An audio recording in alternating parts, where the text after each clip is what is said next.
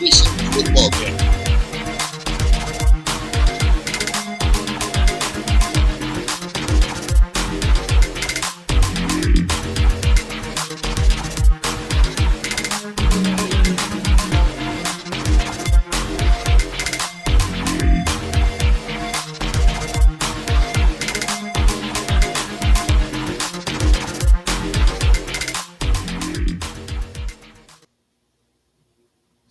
What up?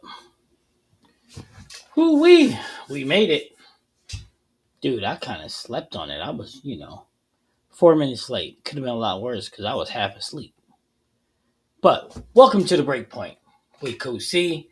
Yes, I'm wearing a little bit of yellow, regular, casual housewear type yellow. Uh, Hope everybody's Sunday's going pretty well. We were just live on Friday, but hey, that's what I'm talking about. Chad, what up, player? What up, Chad? What up, cuz? What up, gangsta? So I think last I left off, AB was going to a tournament. She did. Her mechanics looked pretty good. It didn't. The result wasn't what we wanted, but that kind of happens. But just never to be discouraged. And I did. I bowled today. Also, I bowled. I hadn't bowled since my sports shot league, so I did bowl today. Um, didn't bowl bad. Couldn't carry a 10 pin to save my life though. Through 3 game block, 15 corner pins. That's a lot. That is a lot of corner pins. But here's the deal. I learned a lot about me today. I learned that I can get the ball up to 17 mile an hour if I need to. Now, do I want to do that all the time? No. But if I need to do it, can I do it? Yes. Which can have a really good result. So the key is being a bowler is versatility. Billy M, how you doing? And welcome to the channel. I wrote 2 games myself. Oh, not bad. Nice chat. How you doing, Billy? Welcome to the channel. But yeah, man, the versatility piece is important because it's important to learn. I took Jordan to the alley to get him ready for next weekend. He's going to try to qualify for junior gold. So I've been at the bowling alley from 9 a.m. until about 3:30. That's a lot of time to be at the bowling alley, but it's all in a day's work. What up, Steve? How you doing, good buddy? I hope that shoulder's doing well. Dude, yeah, got a chance to bowl with the 50 and over crowd today. It was actually them guys are actually pretty daggone good. But I noticed a lot of commonalities between them all, which is interesting because most of that crowd in the Senior King, which I bowled today, most of that crowd has medium-ish rev rate. Three. I would say anywhere from 250 to 350. Their rev rates, most of them being around 300 or under. But the thing about them is they're so accurate. These old heads are so accurate. And not only are they accurate, right? But they're able to pump it straight up 10 with not a lot of movement. Not I was like, man, that's you know what it was? If any of you in the chat watched the live stream, it was like watching Doug bowl on every lane at the same time. Seriously. Them old heads, like Chad, you watch Doug bowl, right? Bro, they didn't give away the pocket. Like none of them. They all have a similar game than Doug. Now Doug's a little more savvy than them, probably more consistent, but it was like 50 Dougs. Telling you. It was so me being the man I am, what did I decide to do? I decided to see if I can do it. I decided to see if I can play hard and fast up and in. And guess what, guys? I'm versatile enough that I can do it. Now, mind you, me, I was doing it with Ruby, but I was still able to get it. Heck, I'm 60, and that's me. 290, 310 rev rate. Accuracy is key. See, Willie? That's it right there. I mean, I can't even make this up. It was like watching, I mean, from here to here. I mean, I was bowling with Ron on my lane. Ron, shoot, he shot like 690. And the crazy pieces, that's it. In hard and fast. Rev rate about 290. And I was just like, damn, G, that's nice. So then I talked to A, and he was like, well, look, you got to make a choice. He was like, where do you see your game at? Do you see yourself versatile enough to shoot all? But the reality is, I am. I'm not just a sports shot bowler. I'm a good bowler, period. So I can find myself doing anything. Graham, what up, cuz? It's been a while. Graham in the building. Chad says a 9 count is a good count. Well, okay, Chad, on a normal basis, I will say 9 is a good count. However, if they're getting 10 and you're getting 9, it is not a good thing. For example, I was on a pair with Ron Vance and Win. And Win started out with the front 5. Ron started out with the front 5, and I had the front 9, all 10 pins. And they're just like, what do you got to do? They're like, you're doing better shots than we are. What do you got to do? But here's the thing, I'm okay with it. But here's the difference. And this is the difference. You guys ready? I was standing on 32, pushing it 15 to 5, smacking the pocket, but wasn't carrying. They were throwing it straight up 10, about 16 mile an hour, with their 290 rev rate, smashing the pocket. You see what I'm saying? So it took me to game 3 to be like, well, hell, if I can't beat them, join them. And that's exactly what I had to do. And there was a big difference in carry from that. So, which brings me to another emphasis. I'm going to try to do it in league. Why not? I'm going to try to do what they do, master that straightness. Yeah, why not? They call us the 10 board dumpers. Willie, look, it works. I mean, I'm telling you, it works. Oh, yeah, been a minute, been working, but I can normally catch these when it happens on Sundays. Oh, okay, I got you. Well, we always here on Sundays. They call us old heads, the 10 board dumpers. Willie, funny. I got you, Willie. But hey, guess what? That stuff's effective. Now, here's the thing: Are you gonna be a 10 board dumper on a sports shot on a 1-on-1? Hell no. Nope. Nope. However, on the house shot in this environment, yeah, it looked real good, and it does look really, really good, and it does. Which got me thinking. When I shot 300, 300, 800, I was playing it straighter, harder, faster. But normally my ball speed's about 15. Today I was throwing 17-21. When I decided to throw it harder and faster, yeah, I was throwing it 17-21 on average. And for me, that's really big. What up, Too Tall? How you doing, Playboy? So versatility is the key. So what we're gonna do is when we bowl league, we're gonna see if it's gonna work. I mean, what can it hurt? What can it hurt? I mean, there's a time to shape the lane, but straighter is always greater. And I preach that philosophy, straighter is always greater. So, hey, coach, want to hear a good one? The Browns beat the Little Sisters in the port today. Listen, everybody's going to beat the Dolphins. I mean, the Dolphins, no Jalen Ramsey, no Fuller, no Tyreek Hill. Tua looks like he needs a retirement village. And the Browns won in spite of their quarterback, which is pretty funny. That's right, Tuto in the building. Look, we got the crew coming in, the whole crew. I like this. So, Graham, what do you think about that? What do you think about the old heads playing straight up 10, 16 mile an hour, rev rate about 290? What do you think about that, Graham? Let's get Graham's opinion. Let's see what Graham thinks. Such a good game. I went to bowl. Hey, I would have went to bowl too. All right, so let's do this. Let's.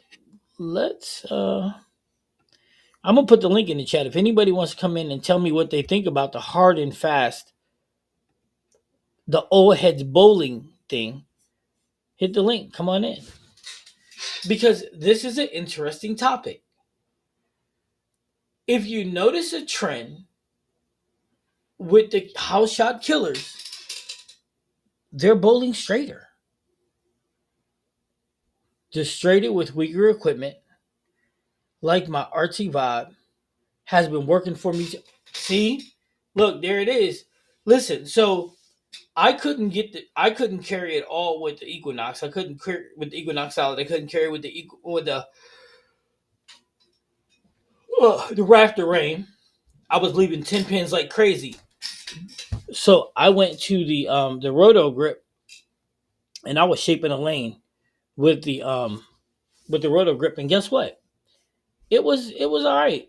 But then when I went to the IQ Ruby, that's when I decided to go ahead and get hard and fast. And boy, oh boy, that ball hits hard.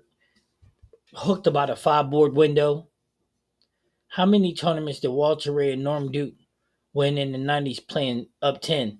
You know what? Quite a lot, but they wouldn't win right now playing up 10. I'll tell you that. They would not be DJing them playing up 10. Sorry. Sorry, not sorry. I mean, it's good when it's there. It's not always there. Be a good 10 pin shooter as well because you're going to wrap some. Well, Graham, here's the thing, right? I watch these old heads.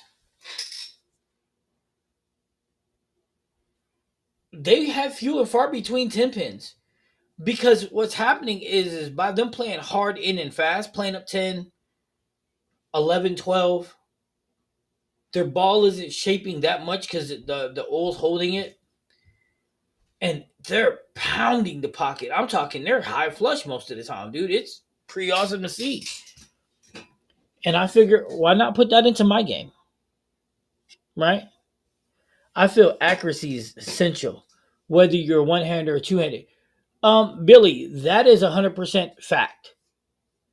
Because these old heads in the senior king, they wouldn't be averaging 230s and 40s in their 60s and 70s if they weren't as accurate. They're I mean, they're hitting a window over and over and over and over and over. And they're I mean, it is. Then the hook was born. Steve, say it again. Then the hook was born. And then EJ's born.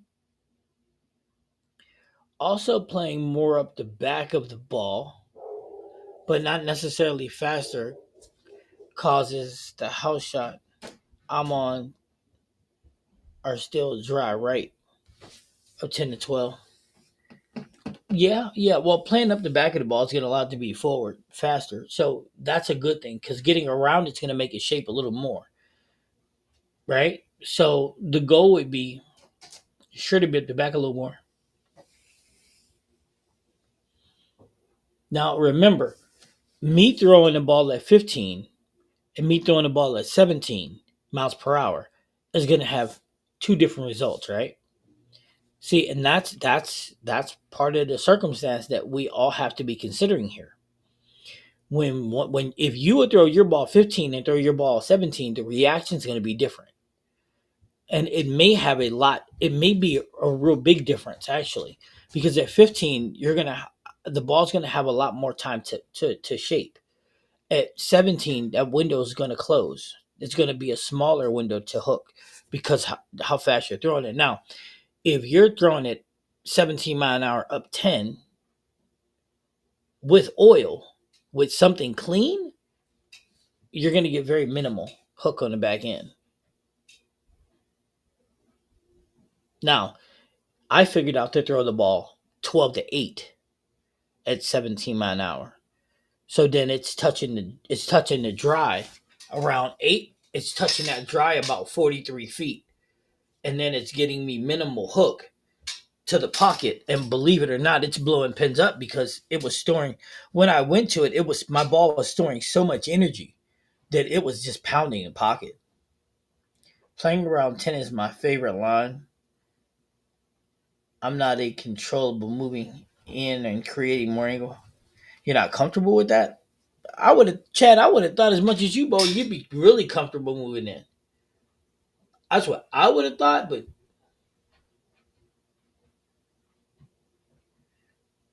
here's the thing, right? We play the game that we need to score. Now, on a sports shot, I love to shape the ball. However, on a house shot, maybe it's not. Maybe I need to be versatile enough to play the shot that's given to me. For example, if you guys watched on Wednesday, I left a lot of 10 pins Wednesday too. Now, I did shoot 636, but I left a lot of 10s. Hence, I bowled today and I left 15. So let's do the math here. Something's got to give. Now, if I'm in the pocket, if I'm pounding pocket and I'm leaving tens like that. So what I leave? Eight tens, not eight or nine tens on Wednesday, 15 today. You see where we're going with this? This is starting to become a trend. So I have to figure that out. Graham said, I can't play up 10 on the house shot. I mean, I could. It would just be uncomfortable. Okay, Graham, that's understandable. Um, but again, I didn't play up 10. I played 12 to 8. And it seemed to work pretty good for me. Now, the question is, would I be able to get away with that? So, in a house shot, on this league environment, because here's the deal. In league, there's 10 people bowling. In the king I was bowling in is only 4 per pair. So, nope, just get a chance. As much as I like when I practice. But it's something I've been working on last year. And all you can do is practice, bro. Practice makes perfect. As perfect as we can get. But that's why I said I'm going to think about. You know what? I might go in and try to play hard and fast.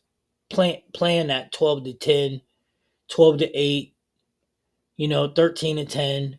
I may actually try to incorporate that into my game and see how it plays. I mean, because the way it was getting through the pins wasn't deflecting, high flush. I'll take that. And so what if I'm leave if listen, if I can limit 8, 10 pins or 9, 10 pins, because on average right now, my average 10 pins a night is probably closer to 9 or 10. So if I could limit that to maybe say 5 or 4 or 5, that would be a great for me. And just so everybody I know, you got to be wondering, how did you do with your 10 pins? Well, today I picked up 10 pins. I was 14 for 15.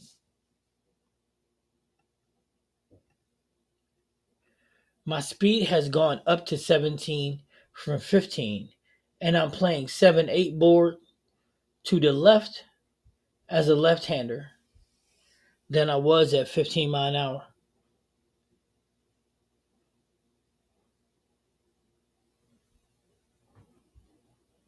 Okay, that makes sense. So basically, you straighten out your line a little bit, giving it room to react. Okay, yeah, that makes a lot of sense. Joshua, that makes a lot of sense. And welcome back, buddy. That makes a lot of sense. So it's the entry angle at the point leaving that many 10 pins. It may be a matter of a half a board entry for strike or a flat 10 or ring 10. Well, Steve, I can tell you this. I made adjustments. I kept moving half, half, half, half, half. Then I moved back. Then I moved up. It didn't matter.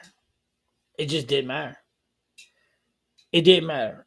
Now, when I decided, Steve, to go hard and fast, when I decided to play 12 to 8, and I was just pumping it to where it was going 17-1, 17-3, between there, high flush.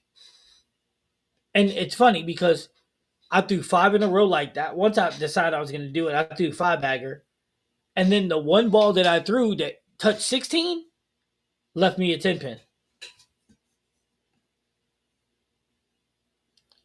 Let's see what Graham's saying. Graham says, I think you should zone change, coach, in my opinion. That's way too many 10 pins in a night for 3 games. Graham said he might leave two, maybe three 10 pins in a night in a set.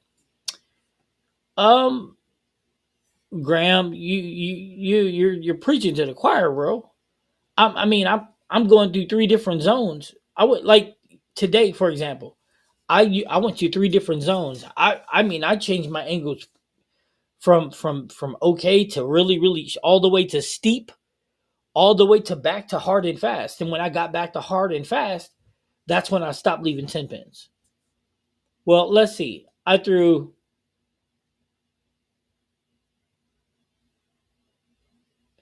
9 shots hard and fast, and I threw strikes in eight of them.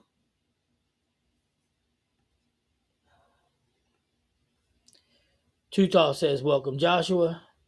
That's what coach is talking about. But now your scores go up. Verse 15 mile an hour. But did your scores go up? I get what you're saying. Too Tall, you're asking Joshua, did his scores go up when he made that change? That's why Specto has helped me. It records every shot, speed, rev rate, entry angle. I feel this tool has been the best instrument helping me understand this game. Yeah, Specto's great. Specto is great. It is, but I can see the entry angle. I can see the messengers. I can watch the ball go through the pins. The ball went through the pins better when it was straighter. I mean, there's not really much more I can't argue that fact. You know. Um, but this brings us to a great topic: versatility in bowling. Versatility, bowling balls that are versatile, having equipment that is also versatile. I have equipment that I can go to 50 with if I need to, but I also have equipment to where if I want to throw it straight, I can throw it straight, hard and fast, right? Because that's the reality. The reality is as bowlers, we want to be as versatile as we can. If the lanes say that we can throw it hard and fast, do it. If the lanes say, hey, we need to shape, well, let's do that too. That's the ideal, is to be able to do everything that we need to do. Yes, Joshua said, yes, my scores have gone up tremendously. Summer League, I was 198. Now I'm 216 since the speed went up. And what I'm guessing is the speed going up changed Joshua's entry angle. That's it. That's it. Graham says, Specto is awesome. Everybody just don't have access to that tool. And Graham says he uses it a lot. Yeah. I mean, I got access to it if I need to, but I don't really worry about it. I can see well enough. The object is when you're leaving that kind of corner pins, it's time to make a change. Um, but I can make that change. Beagle, beagle, beagle, beagle, beagle. Too Tall says, by the way, I'm shooting my spare straighter too. My new 7 pin is sliding at 33 and hitting 27 at the arrows. Nice. Like I said, man, on my spare attempts today, I was 14 and 15 on my 10 pin. And I'm going to be 100% honest with everybody. The 110 pin that I missed, I was pissed off. Yep. I left 6 10 pins in game one. 5, 6. Yep. I left 6 10 pins in game one and picked them all up. And then game two, after I left the third straight one, I was pissed. And I was like, how the hell am I supposed to compete if I can't carry a freaking 10 pin? And I just whipped the 10 pin ball down there. And then when I was walking back, and I'm like, what an idiot. Who does this? I'm like, Clarence, you're such a putz. What the hell are you thinking? Pick up your freaking spares. And that's exactly what I did. Some boneheaded.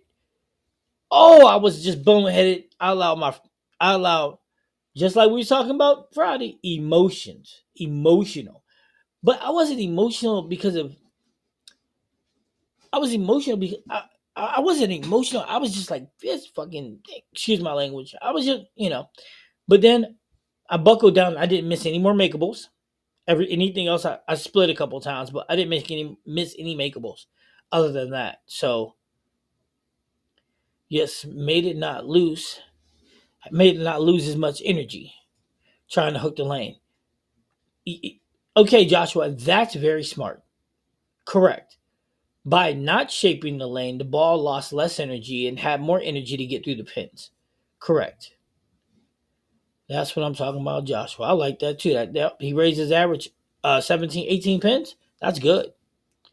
Larry in the building. What up, what up, what up? Larry in the building, people.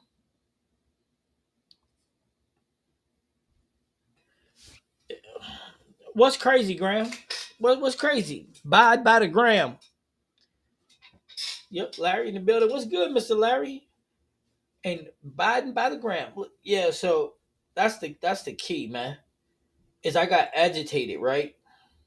I did. I was pissed, but only for this long though. I was agitated long enough because it's one of them shots where you let it go, right? And you're like 10, and then it's 10, and you're like, what the? You did. What? Man, I whipped it down there and I missed it. And I'm like, man, you're a bonehead, bonehead, bonehead, bonehead. Hey, you guys ever see Independence Day? The moment for me was like when dude sat in the cockpit at the end of Independence Day and he was getting ready to go up there and fight the aliens. He was like, huh, I picked a hell of a day to stop drinking.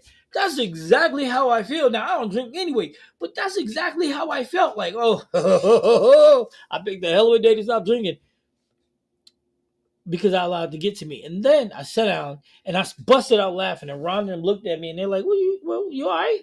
I'm like, yeah. I said, I was just talking to everybody about this very thing, being emotional. But anyway, so then I went on, stayed clean. Then listen. So game three, this is funny, right? I started with two splits. Wasn't bothered at all. My philosophy was hell. I'm still going to shoot 240. So then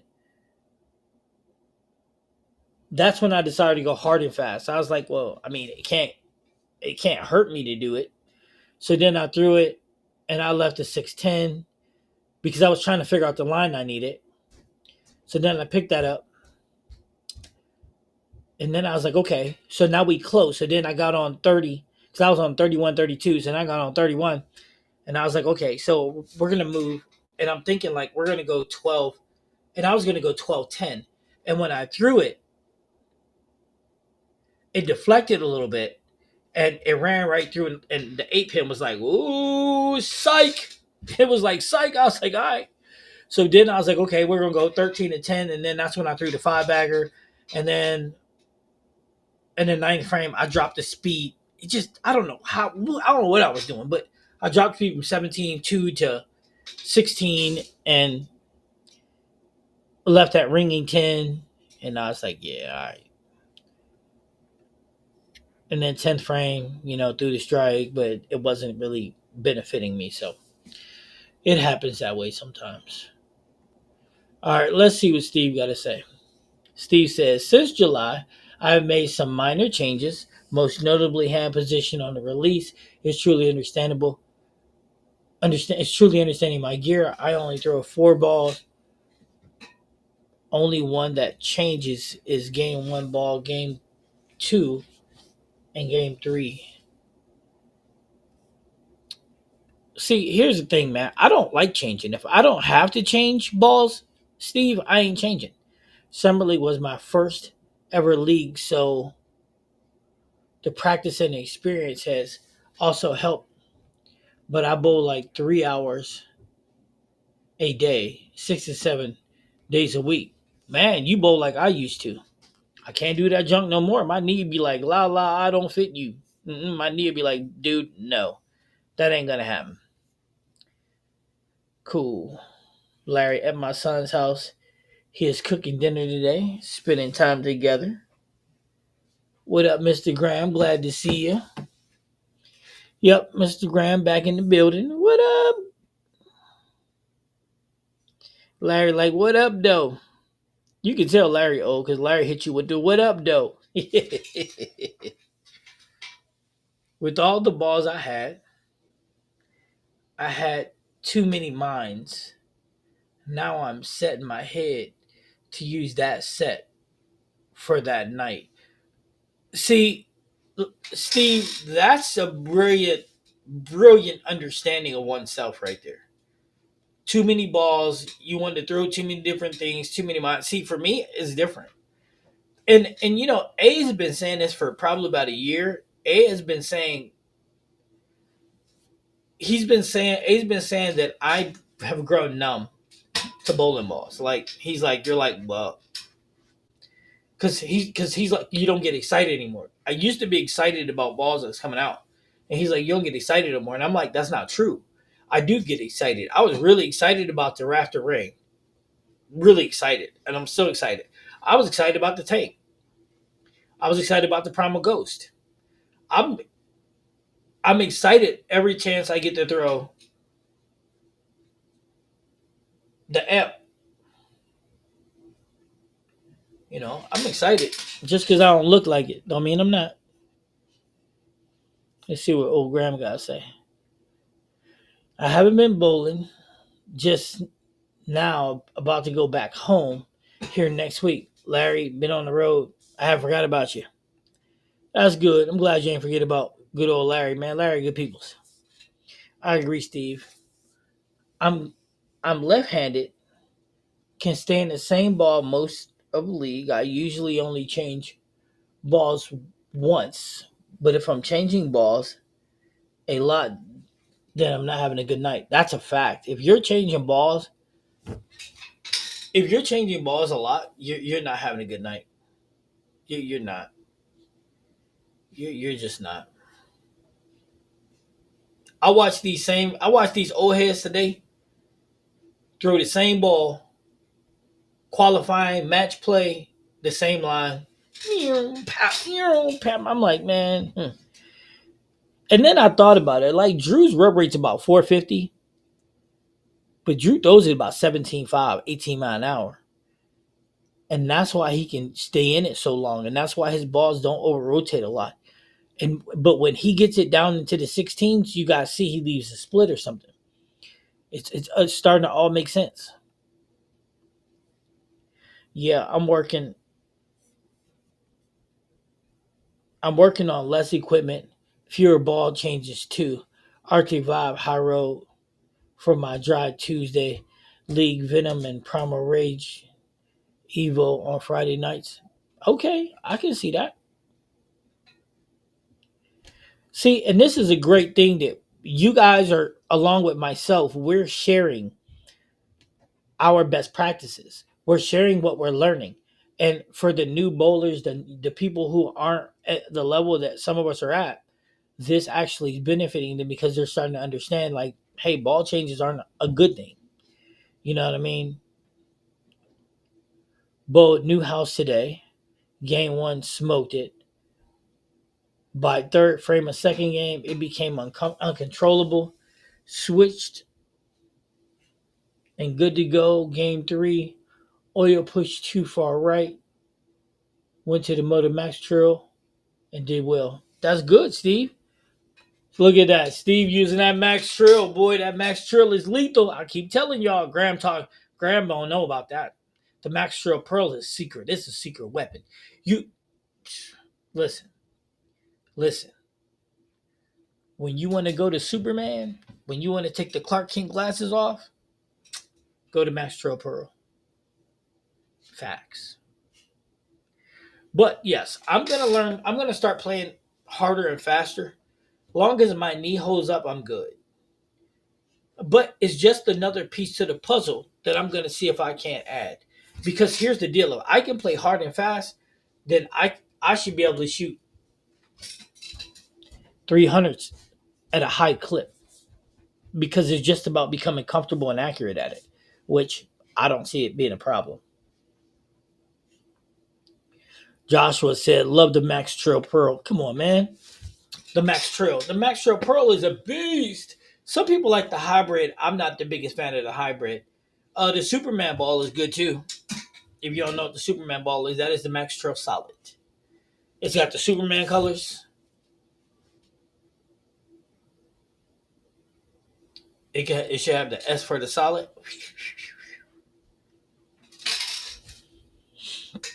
But that's the benefit, though. Got to figure it all out. Aces, got you. Steve said, "I love my Max. I love the solid Max Trail. It ain't bad."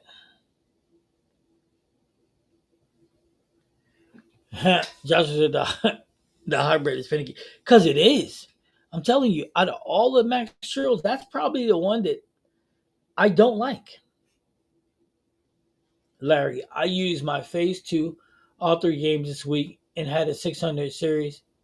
I wanted to switch but stayed with it and got good results. Thanks, Grandma. I appreciate that. Hood hood things come to those who wait. Hood things are good things. I'm so hood. Larry, hood things are good things. That's funny. I'll hit it with 4,000. That's about right. My Max True, I got it polished. I took it down to 1,500 and polished that bad boy so I can get after it.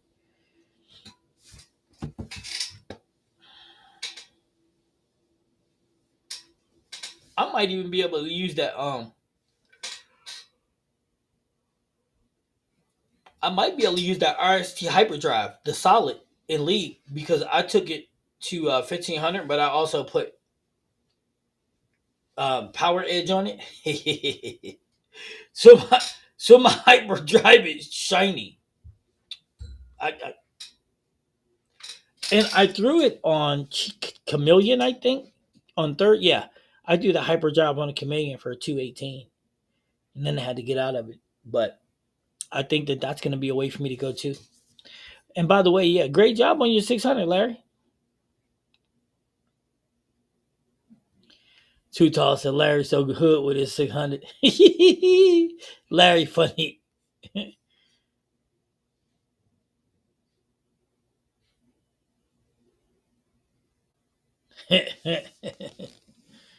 Good thing is, Coach, my smartphone is acting funny. Come on, man. You should have stuck with the hood thing. That was even better, Larry. That was fun.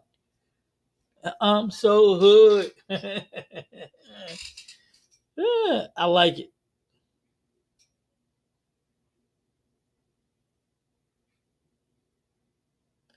Too tall said that's what he's trying to do too. Stay patient and make smart adjustments. He's trying to be like Larry when he grow up. Yeah. I was gonna try to be like Larry when I grow up, but since Larry's all hood on us, I can't do that. Ain't no such thing as being hood once you turn 50.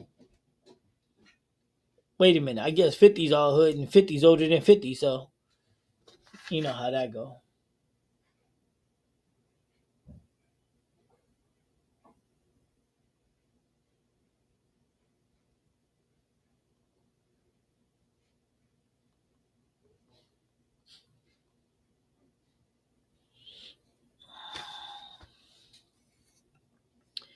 Steve said I got two goals. Number one, get better. How about that, Steve? Get better. Get better. Get better, Steve. Better, better. Get better.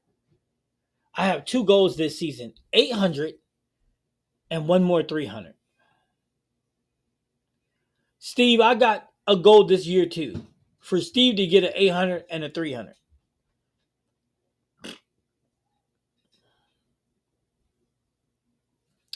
I have one bowling goal right now. I have two goals, one bowling goal. The first goal I got is my knee. I need my knee to get better, man. This facts. I need my knee to get better. because there's so many tournaments and so many things I want to do that I want to not do. I want to dominate them. I want to facts dominate them, and I can't do that with half a leg. Second thing I want to do is I want to master this up and in. I want to master it. I do. I want to master this up and in because I think that if I can master this up and in, then 800s and 300s should just come in. But I think that this up and in can work on the sports, some sports shots too. So I need to master that. That way I can become hitting a quarter accurate. All right, let's see what Joshua had to say. It's been raining all day here. I went to practice this evening and the approaches were tacky. I fell on my face. Anyone have advice to work on planning? Yeah, don't do it. That's my advice to you. Don't do it. I went through a planning phase just recently, Joshua, and I think that's how it started with me hurting my knee. Just being honest with you. Y'all got jokes. That's why I enjoy my Bad Bowling family. Well, thanks, Larry. We appreciate you. And you know what, man? You part of the family. You just happen to have the hood division part of the family.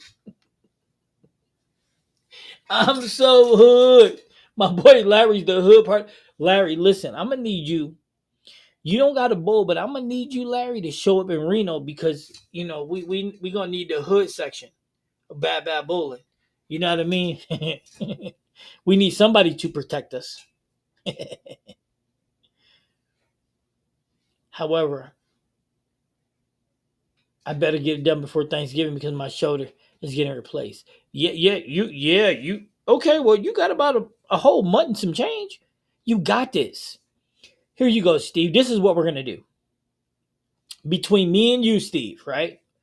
Everybody, you're a witness. This is this competition between me and Steve to help you, Steve, to help you reach your goal, to help you reach your thing, to help you, Steve, to accomplish your 800 and your one more 300 before Thanksgiving so that you can get your shoulder surgery and not worry about it, Steve. This is what we're going to do.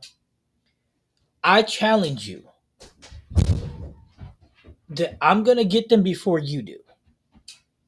I challenge you. Okay? Now, Steve, if you get it before I do, new merch is going to be yours. Not only new merch is going to be yours. This is what I'll do, Steve. If you get a 300 and 800 before I do, before Thanksgiving, I'm going to send you a t-shirt. I'm going to send you a hoodie. I'm going to send you a hat. I'm going to send you the sweatpants. I'm going to send you a t-shirt. I'm going to send you a bowling ball. There you go, Steve. That's Coach's challenge to you. Me and you and locked in a battle now. Everybody heard it from me first. And I said, Steve, get all of that if he beats me to it. Joshua, I carry 3 different slide soles with me. Yeah, slide soles. I carry. Check this out. I got 2, 3, 4, 5, 6, 7, 8, 9, 10, 11 slide pads. I got all of them. I carry them all with me. All of them.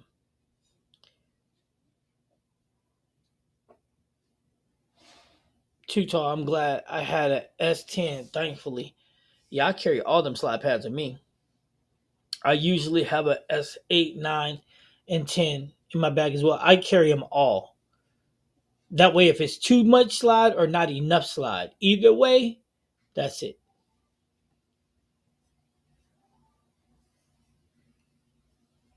Graham says, Steve, if you get it before Thanksgiving, ball of your choice for me to your front door. Well, I'm gonna send it to your front door. I'm gonna send all the stuff I said, Steve, to your front door because I'm definitely not bringing it. Because I mean, wait, you in Ohio though? It might be possible. It might be possible. I could always take a trip back home. I ain't been there in years. And then Too Tall said, "There's the challenge, Steve. Let's get it." That's it, Steve. I just opened the door for you. Now you got motivation. But here's the deal, though, Steve. Here's the deal. We both have to present proof in fact. I mean, I'm always live, so it's not like you ain't gonna see mine. But we gotta have the score sheet. We gotta have the last filming of the, you know. But you know what you're doing, Steve. You're a veteran.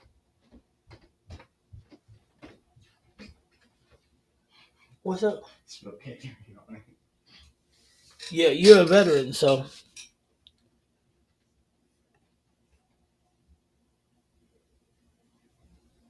Joshua says, Steve, where you at here in Akron? Joshua, we know you know what the hood. Hey, Larry, you got some competition because Joshua live in Akron. He know what the hood is, okay? He trust me when I tell you this. Joshua know what the hood is, okay? Joshua know because Larry, he know because I've been to Akron, okay? And Akron ain't no joke.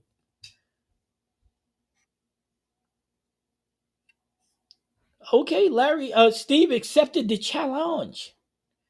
Awesome, let's get it. You get it first. Oh, I have a special amount of bourbon and buffalo. Listen, hold on, wait a minute. I don't drink and I don't eat meat. Hey, Steve, I don't need anything in return, man. Y'all give it to me every time. You guys are just awesome. You know what I'm saying? You guys are awesome. So, Twinburg, I never heard of that. I never heard of Twinburg. But listen, Steve, how about this? If I beat you, if I beat you, Steve, then you have to come to nationals with me in 2027 in Vegas. How about that, Steve? If you win, you get all that stuff, right? If I win, you got to come to USBC Nationals with me for Vegas.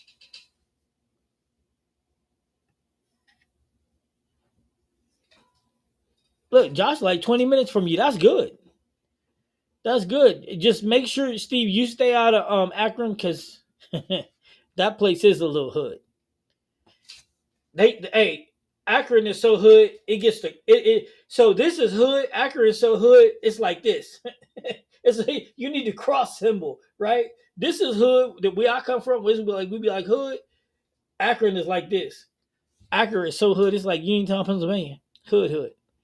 Look at that. Steve said deal. So here, you guys, you heard it here, right? If I get the 800, 300 before Steve, he's got to come to nationals with me in Vegas. If he wins, I'm gonna send him all that stuff on me. See, that sounds like fun.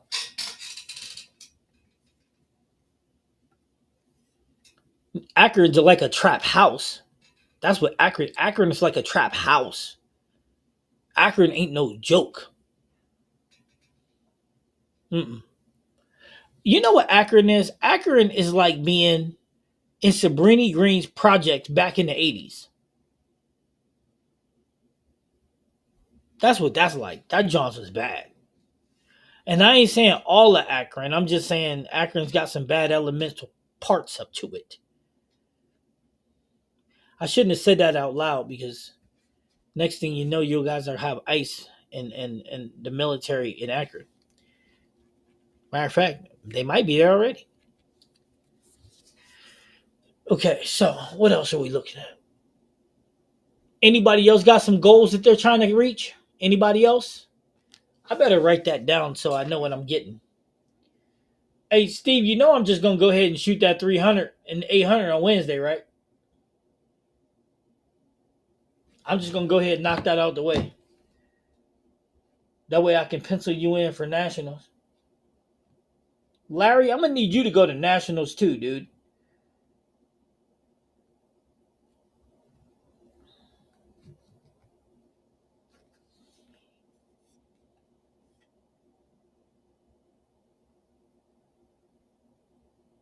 Steve said he's got 1 month, then soldier surgery replacement, then the season's done. Let's go. I'm with you. I'm with you. How long is it gonna take you to be able to be functional again? So that way I know, because I'm gonna go ahead and get this out the way. So I need to know, Steve, how long is it gonna take you to heal up so I know what month I need to book the 2027 Nationals. I prefer to book it in July, but we'll see. Larry says, "I got you, Coach. Definitely want to cheer the family on as you get closer to the tournament. Let me know. I'll bring my microphone. Yeah, and represent. You can do it. 800. Here we come. Yeah, man. I mean, yeah. Look, just because you ain't bowling, you can come up from Arizona. Just because you ain't bowling, come up, hang out with us, man. I mean, most of us are gonna spend a lot of time in Tahoe when we ain't bowling, and then go to the center, go do our thing, leave. I plan on shooting something stupid at nationals. I plan on going 700, 700, 700.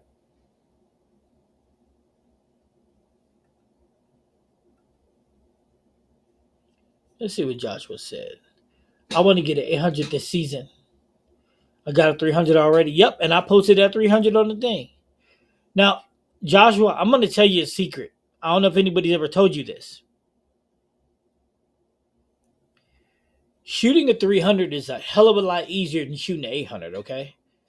Shooting a 300 is so much easier than shooting an 800. I mean, not even close.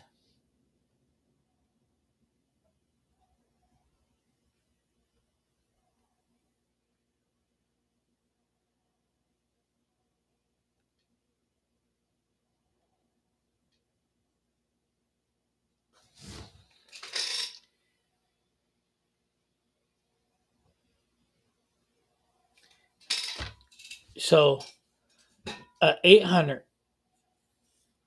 is a hard thing to do, man.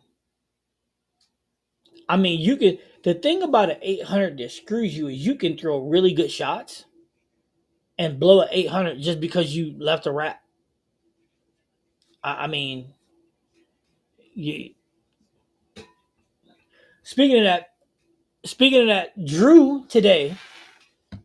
shot 800 today, 813, I do believe. Yep, Drew shot 813, and he lost in the finals. Drew shot 279, 258, 279, 276. And then in the finals, he shot 279, but so did the guy he bowled against. And in the roll off, he threw a split and left a big four. And that's how he lost. But Unk is a bad, bad man. But I'm going to start. But, watch this. I'm going to start dominating. I'm just going to go to work. Although my knees got to let me hold up, but we'll see. And then Too Tall said, "All my goals about nationals, all my goals are about getting ready for nationals, making all my single pin spares straight, better accuracy, ready to play anything from outside of five to the middle arrow." See, now that's what I love to hear. And Too Tall, you know what, man? You might as well be ready. So you should be on my nationals team, and all of you guys should be, man. We should take everybody from Bad Bad Bowling to nationals with us, and we should go have a field day of field time. I mean, it should be awesome time. I mean, and next year it's going to be in Vegas. Come on, man. Steve said, "Never had an 800, multiple high 700s. Yeah, 800 is really, really hard. People do not understand how difficult the 800 is. People, if you talk to people who don't understand bowling, they'll tell you that 300 is the hardest thing you can do in bowling. They have lost every bit of their damn mind because a three. Listen, you can throw five bad shots in a game and throw a 300. You can't throw five bad shots and shoot an 800. It just don't happen. It don't happen. It don't happen. Yeah, I know. One night I had a 570 in the first two games. Third game, I two splits and I blew it. Yeah, yeah, it's just that easy. And Joshua said that. Yeah, it's really that easy. Well, here's the thing. He shot the 813 in the first three, and because he was already the king, then he set out. And then when he jumped back in, he lost the roll off. Yeah, Drew a bad boy.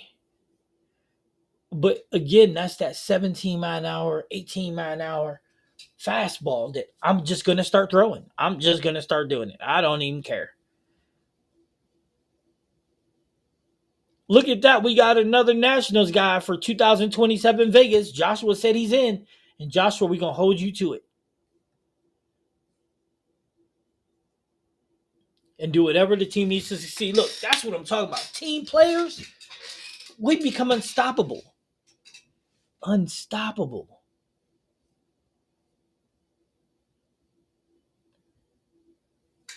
We see you, Drew. Other Hall of Famer on Wednesday night. Had a great night as well. Yeah, Doug. Yes, sir. Doug Bolt today. Doug Bolt 779 in the qualifiers. And then I don't know what he did in match play. I haven't messaged him or nothing. Drew just hit me up and told me what he did though. You know what I mean? Drew's like my big brother, so he hit me up and told me what happened. I'm waiting to see who beat him, but I mean, good luck holding him down. He's been king of the hill a lot of different times. But I hope he get ready because once I get this hard and fast down, I'm gonna have to take Drew up out of there. Sorry about his luck, but I'm gonna have to take Unc out. And that starts Wednesday. Wednesday. We bowl a new team we never bowled before. They're new to our league. We bowl them this week. It should be interesting. They seem to be really nice people. And you guys know us. We talk so much smack. But it's funny though, because I don't know if you guys can hear us when we're during the live, but we talk so much smack, but we don't ever talk to the other team smack. We cheer them on and we salute them, you know. But the fact of the matter is we talk so much smack to us. Like I talk smack to Larry, Larry's talking smack to Drew, Drew's talking smack to me, I'm talking smack to both of them. It's just awesome. I mean, how we get down, man, it's pretty awesome. I'm proud. Like I was telling Drew's wife today, we don't when we're bowling, it's not about it's what I'm about to say, and I hope you guys can understand this, and I hope that you spread this kind of love. We don't go to league as the bowling is our most important focus. We don't go to league because winning is our most important focus. We go to league because we enjoy hanging out with each other and laughing and doing all that. We enjoy that dynamic so much that bowling and everything is secondary. But I think that that's why we beat up on everybody so badly because everybody else, we're trying to win, we're trying to do. Man, we don't give a damn. It's true. I mean, we just tend to do what we do best, and we laugh and we joke and we have such a great time. But that's because we're having a good time with each other. I mean, half the time we leave, probably 3/4 of the time we leave, my stomach hurt. I go have fun and help others with my family and friends. Hey, that's what it's all about, man. That's what it's all about. I mean, we do give Tayshawn a hard time because he's the puppy of the group. You know, he's the baby. So we do give him a hard time, but he knows it's all out of love though. But we have so much fun. I mean, I look forward to going to bowl on Wednesdays. I do because I'm with my brothers. We get to laugh and joke and we have a great time and it'd be so funny. It's fun. But now it's time for me to get rolling. Now it's time for me to go ahead and well now I got to beat Steve to this 300 800. So like I said, I might as well go ahead and knock this out on Wednesday. At least one of them on Wednesday. But if you're gonna get one, you might as well go ahead and get the other type of situation.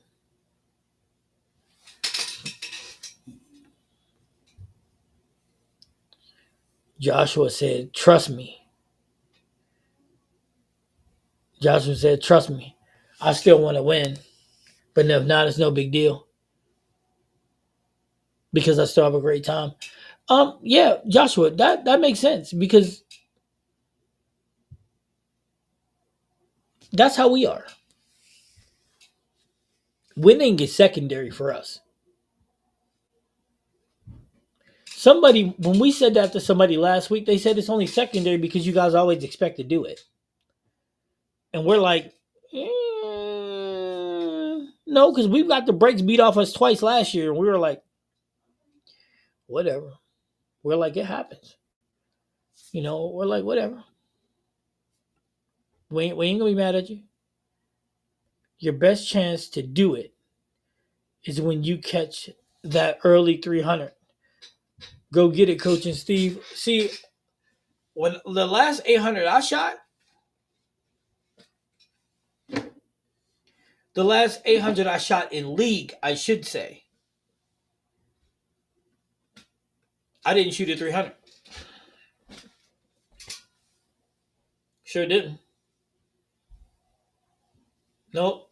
I went 279, 289, 260, 259 or something. I don't know. But I didn't shoot the 300 with it. And that's okay. But I mean, I'm not going to lie. A lot of times when I go do a bar review and I'm start warming up, I'll shoot it.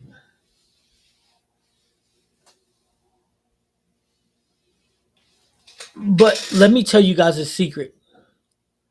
I'm going to tell you guys a secret, and I need you to really hear me. I need you to really, really, really, really hear me.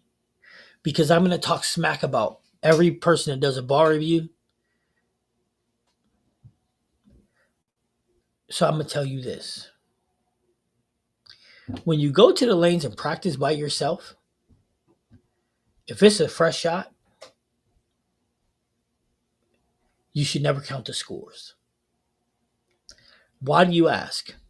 Because if it's a fresh shot and you're by yourself, if you don't shoot 300, you should smack the hell out yourself. Because you create a line, all you got to do is keep hitting it. It's easier for me. Like, here's an example. Here's an example. And this is a fact example. And I need you to understand me. Doing a ball review, even if it's on the burn, I can create a track, which all I got to do is be within a 4 board ratio of it to score.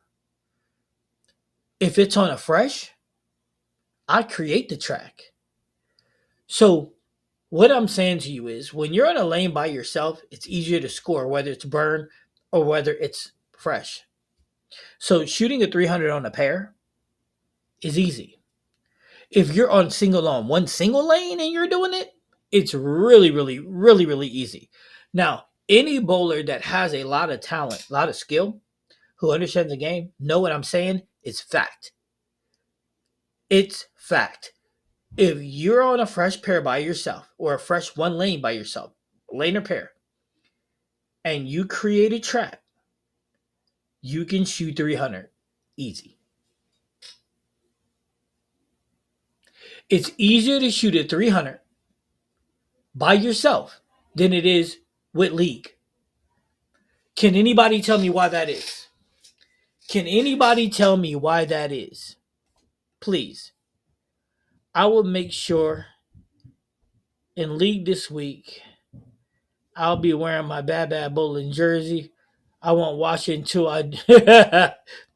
No, Steve, it's okay to wash it. I don't want you to stink nobody out. Joshua, I will get a 300 soon, coach. Well, you just got a 300. They seem to come in pairs. So, yep, I believe, Joshua, you'll get another one. Larry says, for 2027, I'll be your Huckleberry. We are like your team, coach. And now the other teams like to play us because we gonna make fun and not serious. Facts. That's what I'm saying. That's what I'm saying. Let's have fun. And I need all y'all to let's go. Everybody come with me to the Nationals. Everybody, let's go. We can all pick a date together that's beneficial to everybody, and let's go. But so let me get this right. Nope. Okay, so wait a minute. Wait a minute. Can no one can tell me why no one can tell me why it's easier to shoot a 300 by yourself than it is at league? Nobody can tell me why. You guys are starting to break my. Y'all trying to hurt my feelings. You're breaking my heart. Yay, two Brutus. Be still my heart. To die is to never have to live. Nevermore. Nobody can tell me seriously. Because no one else is ruining your line. You're close. You're close, Joshua. You're close. Too Tall said no transition by yourself. That's not true either. You'll create the transition by yourself. You're actually, both of you together are on the right track. Less carry down. Has nothing to do with it. If we were playing red light, green light, you're getting red light, you're getting closer, you'd be green light right now. You can't dictate the line.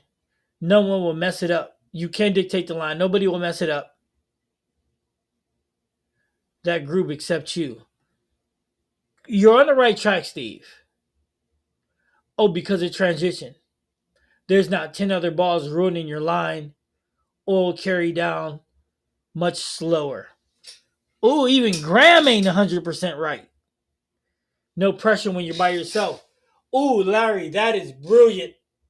I didn't even think of that one. But that is also not the correct answer. But Larry, that is brilliant. I love the way your thought process works. Now, since all you guys guessed, if you want to guess one more time, or I'll tell you, you can pick. You can say, tell us, or you can guess one more time.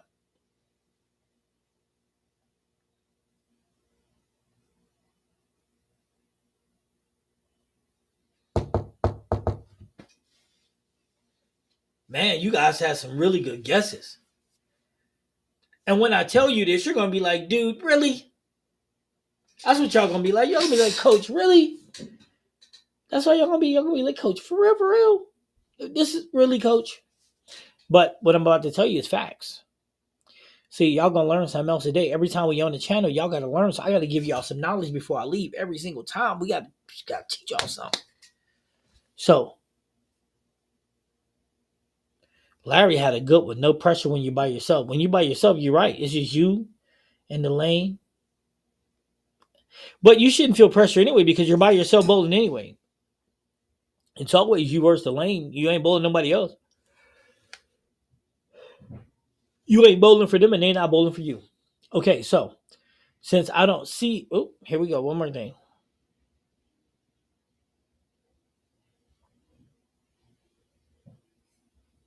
No, one thing, your repetitive cycle. Interesting. Okay, so I'm just going to tell you because ain't nobody guessing. Y'all guess you guys give up. Here's why. It's more complicated in league than it is by yourself. You guys ready? This is so simple. No one ruining your repetitive shot cycle.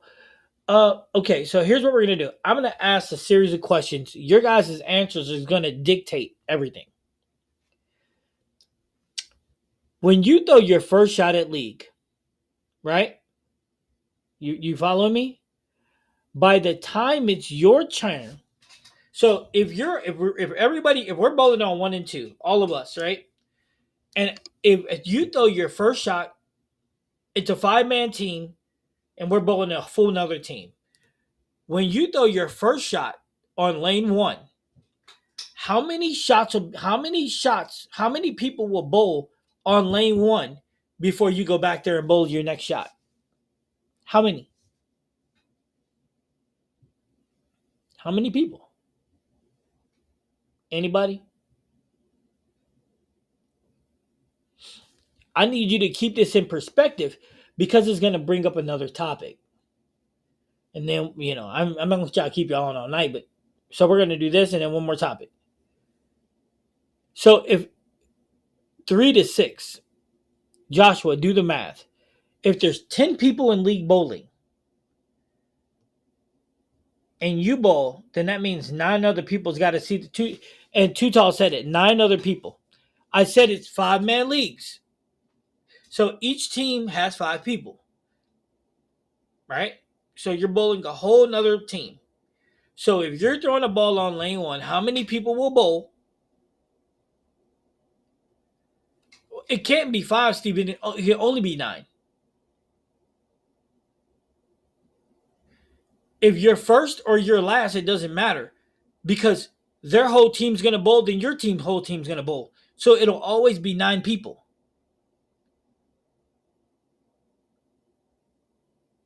5-man teams. So that's 9 people going to bowl before you, right? So that's 9 people bowling. And out of 9 people bowling, there's a 50-50 chance that out of 9 people, 5 of them are going to throw 2 balls. So here's my question to all of you. Is the lane going to be the same? Is the lane going to be the same for when you threw your first ball?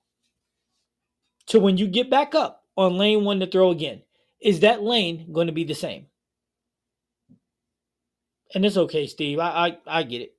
I understand you didn't hear the full question. So that's the question. Is the lanes going to be the same for you? Larry said, I believe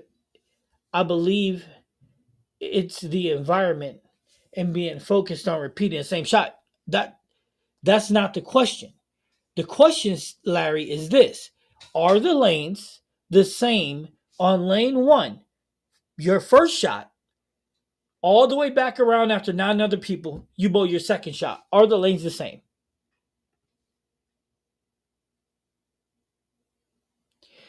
I got you, Joshua. You don't have to worry about it because you're just a lefty. So for you, usually, now put yourself in our position. If you're a right-hander, say there's 4 lefties on your lane, would it be the same? See, here's why I'm asking the question: would the lanes be the same? The answer to that question is absolutely, unequivocally, no. No, no, no. The lanes are different. The lanes have changed. Joshua don't count. You're a person usually just right. That's what I'm saying, Steve. Okay, so the lanes are changed, right? So the lanes are different, right? So because the lanes are different, your shot becomes different. That's why they say you should be making an adjustment every frame because your shot is different.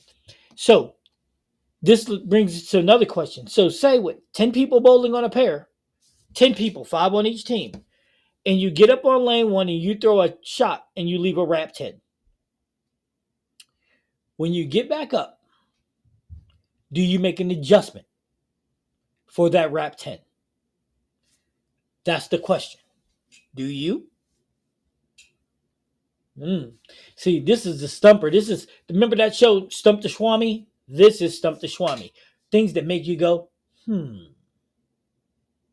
So, again, I'll ask the question. If you get up on lane one, that first shot you threw, you left a wrap 10. 9 other people bowl, you get back up on lane one.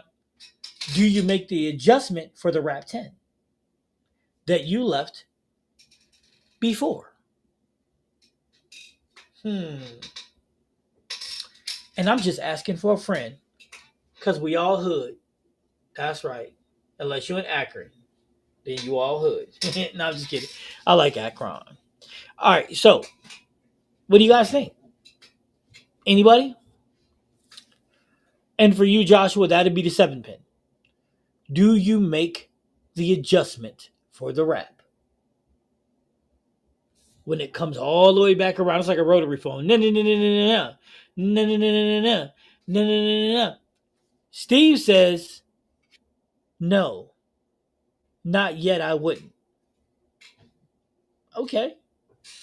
So you get so listen. So now you leave a wrap the second time.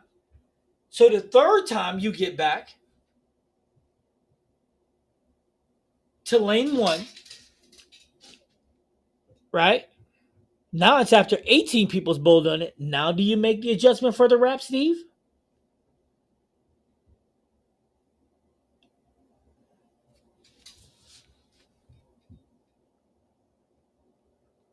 Now do you make that adjustment?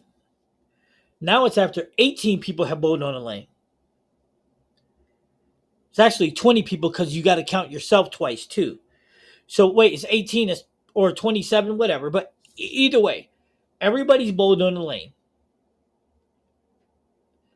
Do you adjust after the second wrap on that lane? I'm asking for a friend. See, these are the controlled circumstances in which you got to ask yourself. Too Tall says, if my wrap 10 was mechanically good ball that hits my target, then probably yes, at least cheat aboard. Steve says yes, but not an extreme adjustment. Josh said yes. If after that many I may increase speed or move aboard right if I was a righty. Okay.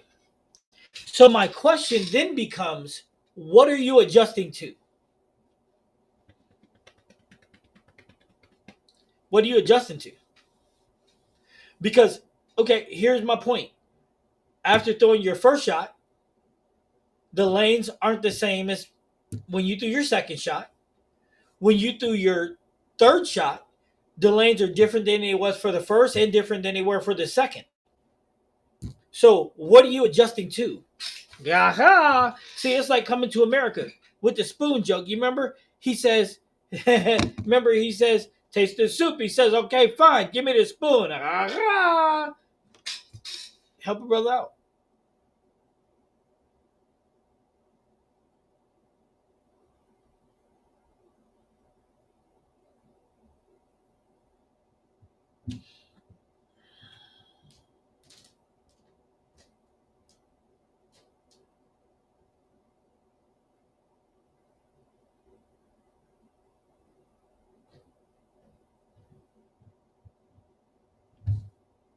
So think about that.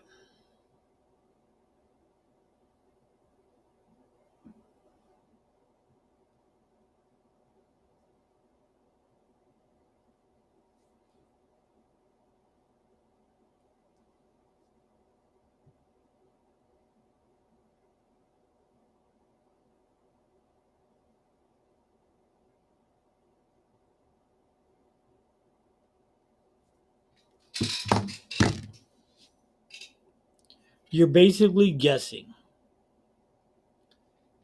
Joshua, there's the answer to the riddle.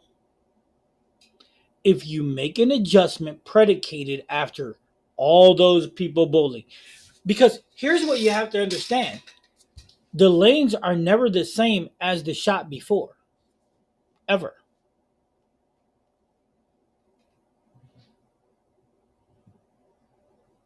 So if you're going to make an adjustment, you got to make the adjustment predicated off what you've seen your ball do, your ball's reaction.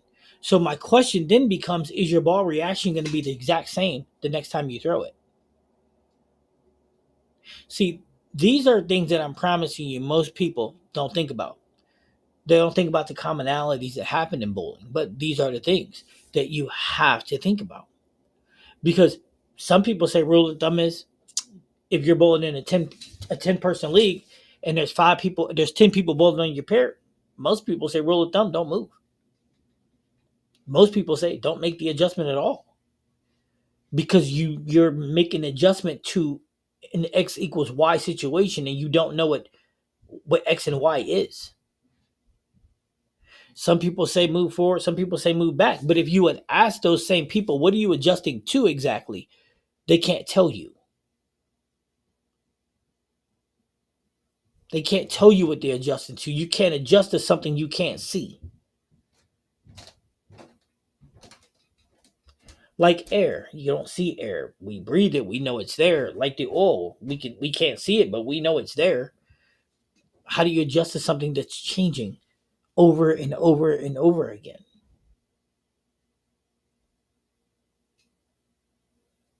See my point now? And then you got to factor in too carry down. You got to factor in things like, say there's somebody using a plastic ball that you're bowling against. That plastic ball is spitting oil down the lane. Say, example, you're bowling somebody that spins the ball. For example, Joshua. Joshua's a two-finger bowler. Although Joshua throws it really, really well, his ball still has a little spin to it. What spin does is displaces oil in a way that a ball that's moving forward does not. Right? So some old timers. So a lot of people say these are things that we have to take into account, right? Now, with Joshua being a lefty, he's like, I don't have to move like that. That doesn't bother me. But let Joshua bowl with two different lefties on his thing. He wouldn't know what to do with himself. Also, I can give you a situation where Joshua would be in trouble and not know how to find himself. If Joshua would ever bowl with me, when me and Drew and Tayshawn, when we get way left, we're laying the ball down on 30, on 29 and 30. Or I'm laying the ball down at 32, 33, which means, what does that mean? That means that I'm laying the ball down in his track. That means I'm burning up his head oil, which means he's going to have to move. But if we're moving that far, what is that going to do to him? He can't, that means the more right he moves, the more into the track the more head oil we just burned. See my point? So, Joshua, just because you're a lefty, depending on who you're bowling with, does not mean you're safe. Like, here's an example, Joshua. If I don't know if you watched the league or not on Wednesday. On Wednesday, me, Tayshawn, and all of us, we got left really, really fast. And because of that, we would have now you can loft the heads, that would be your only option. That would be your only option because we got left so fast. I mean, I was at 35 before game one started. In practice, I got out to 35 and I was stroking the ball way out. So in situations like that, we would burn it up for a lefty. And yes, you're right. Um, Lofting would be your best option. But how good are you at that? No, sir. No, sir. It won't be. It won't be. It changes when practice is over. When one game starts, the oil is probably already transitioned. That's what happened to me on Wednesday. I stayed in my phase two from what I saw. But the fact of the matter is the lanes are changing. So before you get back to that spot, the lanes have changed. Facts. That's where, and this is going to be something that all of you guys experience. Any of you guys ever throw a ball on lane one? And I use that roughly just for the left lane. And then you go to the right lane, you come back and you throw your next shot, and it's friggin' transition, and you're like, what the hell just happened? Because the ball was like, phew. Well, the reality is because they're always changing. Pretty good at lofting because it's a natural loft when I started and took a while for me to be able to lay it down smooth. Okay, that makes sense. That makes a lot of sense. Steve, I hate lanes one and two. Hate them. Me too. I really do. I really, really do. I hate 31, 32, and 1 and 2 in any bowling alley. I don't like the ends. Um, but what I'm saying though is just roughly. It's just any left or right lane I was just talking about. But anyway, I'm gonna get out of here because I'm gonna go eat. Your boy's hungry. Thanks again for tuning into the Breakpoint, man. You guys make this so awesome. Make sure you're sharing it with your friends because listen, helping people start with us. And the more people we get to tune in, the more people watch the Breakpoint, the more people can learn, the better it's gonna be. You know what I mean? Better it is. Let's be ambassadors to the sport. And then once we all team up and go to the nationals and beat on some people, they can put us on the nationals magazine, the whole Bad Bad Bowling crew. That'd be awesome. That'd be awesome. But anyway, I'm gonna get off here. Thanks again for everybody. Steve, Joshua, Red, Chad, everybody. Larry, Graham, everybody that Willie, Too Tall, everybody that pops in here. I know I said right already. I know my boy Rebs ain't show up, but thankful to him too. I mean, thank everybody for making Bad Bad Bowling what it is, because this is our community, not just mine. It's ours. And if y'all ever need anything from me, just let me know. So everybody have a good night. I got a big meeting tomorrow with my high school team. I'm excited about that. Starts on the 27th. And I hope everybody have a good weekend. God bless everybody, and have a good night.